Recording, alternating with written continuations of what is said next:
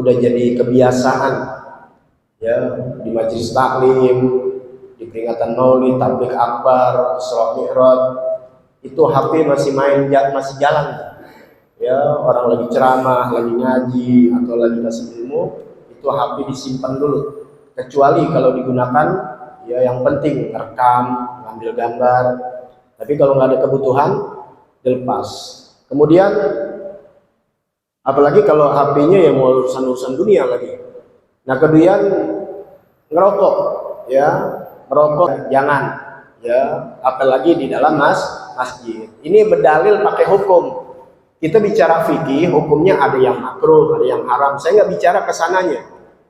Anda nggak bicara masalah hukum. Hukum pasti pertentangan. Ada yang mengharamkan, ada yang memakruhkan. Mewajibkan nggak ada. Saya merokok masih, makanya berani bicara. Yang nggak merokok nggak berani bicara, sebab nggak enak. Anda merokok, makanya Anda bicara. Jangan. Nggak pantas. Katanya kan Nabi hadir. Apalagi ada orang-orang baik, ada orang-orang mulia. Apalagi di dalam masjid. Bicara maulid aja udah nggak boleh, apalagi di dalam masjid. Kita nggak bicara hukumnya, tapi bicara etika, bicara adab. Coba kalau kita di istana negara, ya, atau di rumah sakit, atau di dalam kereta, di busway, boleh nggak ngerokok? Kalian bisa mempertahankan tidak merokok?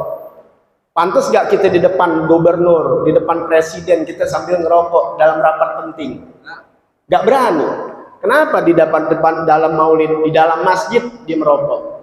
Jangan bawa dalil hukum-hukum tentang halal haram. Saya nggak bicara di sana, karena perbedaan, ada makruh, ada yang haram, yang wajib nggak ada. Tapi etikanya nggak pantas. Di dalam istana aja kita berhadapan sama presiden, nggak pantas dong.